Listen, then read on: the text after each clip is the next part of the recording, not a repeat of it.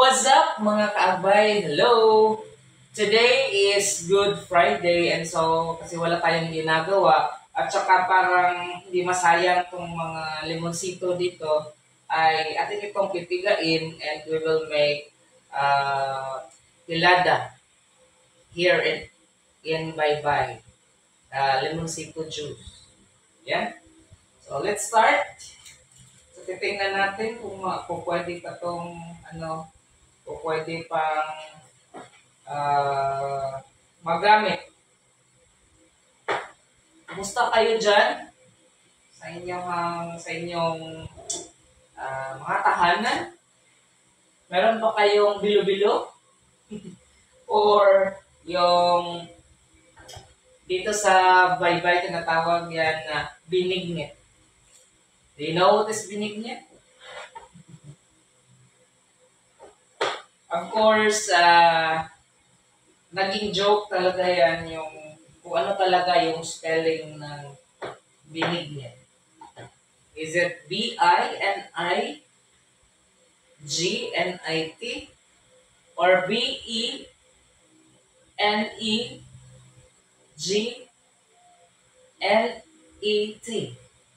Or ano ba?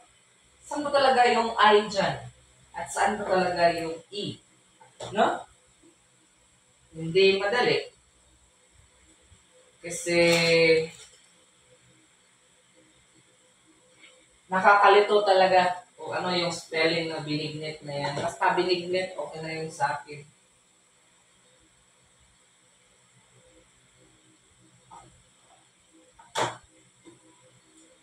Masarap ang binignit. Hindi kami nakabili ng ng ingredients para sa aming binignit. So, wag na. Right? Hindi pwede. Ayan. So, nakikita natin na damage na yung ibang yung ibang limonsito. Hindi na sila pwedeng gamitin. Ngunit may extra pa naman tayo dito. So, the fresher limonsito. So, nung pumunta kami sa bayan, bumili ako ng worth 50 pesos na limonsito kasi mahilig ako sa maasim at saka pwede rin naman natin gawing juice, right? It's an excellent source of vitamin C para sa ating malulusog na katawan. No? Kasi we look forward na magkakaroon tayo ng malusog na katawan at saka long live. No? Mahabang buhay. Kasi sa ngayon, sa ating lifestyle and considering yung mga kinakain natin, mas marami na talaga yung nagkakasakit at an early age. No? Kahit mga bata, walang sinasanto. Nagkaka-diabetes, high blood pressure. So, hindi madali. So, ang atin na lang is we have to take good care of our health in any ways we can. Diba? Yun nga, sabi rin nila na yun bang nasa Facebook na at the age of 45 or 35, pwede ka nang i-consider na senior citizen. Grabe, no? So, ganun kalaki yung agwat or yung ibinaba ng edad para maging senior citizen. So, kung 35 ang pagbabasihan, senior na si host. Senior na ako. Senior citizen, dual citizenship. Filipino citizen, at saka senior citizen. Magkakaroon na tayo ng senior citizen ID at meron na tayong discount sa sinihan, sa mga kainan, Ngunit alam ko na mahirap ipasa ang batas na yan. Kasi alam nyo kung bakit para sa akin mahirap. Dahil marami talagang mga negosyante ang aangal. Biruin mo, batang-bata, tapos magiging senior citizen na. And so, magkakaroon din siya ng mga benefits, yung 40% discount. So, kung mas marami yung senior citizen, mas marami din yung pagbibigyan ng discount. Mas malaki yung mababawas sa kinikita ng mga negosyante. Right? Kaya, sa tingin ko, hindi yan ma-approve. Personal na opinion ko yan ha. Kasi pag na-approve yan, maraming mga negosyo ang magsasara. Kasi nauubos yung kanilang kita doon sa pagbibigay ng mga discounts. Kasi in reality, yung mga 60 years old na senior citizen, hindi naman na sila, bihira naman na sila pumunta sa mga sa mga pasyalan, sa mga sinihan. Hindi na sila manonood ng sine. At saka, hindi naman sila, bihira din sila kumakain sa mga restaurants dahil may high blood sila. May mataas yung sugar level nila. May sakit sila. Maraming bawal, lalo na sa mga matatamis. No? So, kukunti lang talaga yung nakakuha ng discount para sa senior citizen. Kung ibaba, halimbawa nga, kahit nga 55 or 50, dadami na yung senior citizen yan. Dadami na yung hihingi ng discount. At saka, ang chain reaction pa niyan is dadami din yung bilang ng mga senior citizen na bibigyan ng ayuda ng gobyerno. Di ba?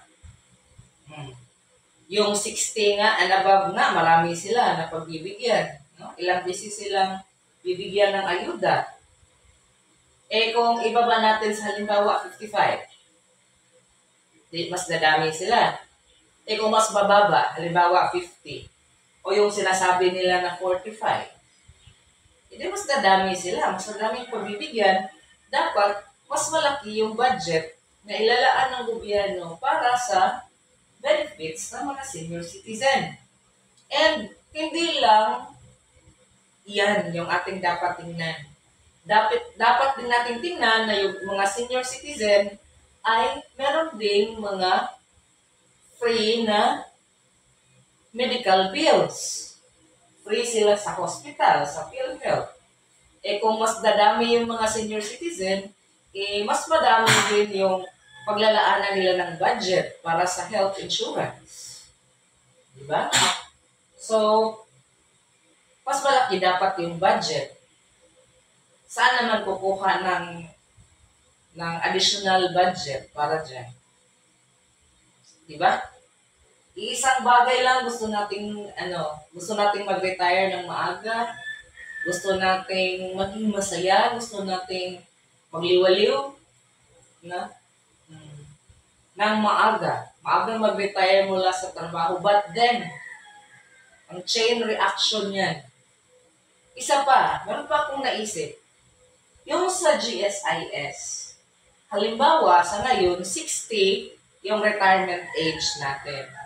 So, yung funds, yung pera na nasa GSIS is,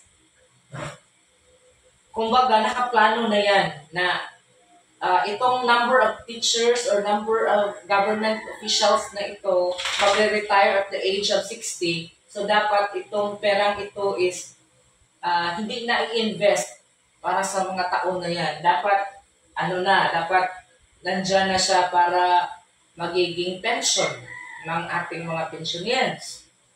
Pag ibinaba natin yan sa 55 or sa 50, dapat yung terms din ng pag-i-invest ng GSIS is dapat babaan din. No? So, magkakaproblema din yung GSIS. At saka, hindi lang si GSIS, pati na rin si SSS. Dahil, kukunti na lang yung time or yung number of years na mag-prepare sila or maghahanda sila ng pera na ipangkustos sa mga retirement pension ng ating mga manggagawa. Kaya, para sa aking personal na opinion, okay na yung 55. Or kung babaan man, siguro dito tayo sa 50. Right? Huwag na siguro sagad. Hindi po pwede yung 45 or 35. Kasi sobrang bata ko na naman. No? I know na binabase nila yan doon sa life expectancy ng isang tao. Kasi yun nga, sa sinabi ko na kanina na yung life expectancy ng isang tao ay mas bumaba dahil sa quality of life. No? Doon sa kanyang routine, doon sa kanyang kinakain, palaging paggamit ng cellphone, ng mga gadgets, TV, internet, ganyan. Matagal na tulog, mga ganyan, magang gumising, maraming inaasikaso. So, yung katawan talaga ng tao is magbaback down ng maaga. Same with machines, right? So, kung maaga nagbaback down yung mga machines, halimbawa, marami ng tao nagka-cancer ngayon. At saka yung cancer natin dito is wala pa talagang lunas. No? May mga gagawin lang in order to prolong, no? Para pahabain ng maski papano yung ating buhay. Ngunit wala pa talagang na-discover na gamot upang mawala yung ating sakit. So, cancer has been the number one, no? Iba't ibang uri ng cancer, number one na causes of deaths. Hindi lang dito sa Pilipinas, kundi worldwide. Buong mundo na yan. So, yun nga, balik tayo sa we have to go back to the basics, right? Yung mga kinakain natin, yung ating mga routines, yung ating mga nakaugalian, dapat talaga baguhin na. Right? Ngayon na. Dahil kung hindi ngayon, kailan? Dahil kung hindi ngayon, paano? Ako po si Aniceto at kayo ay nakatutok pa rin sa Aniceto Garcia Vlogs. Yehey! Maraming salamat sa inyong panonood. Bye-bye!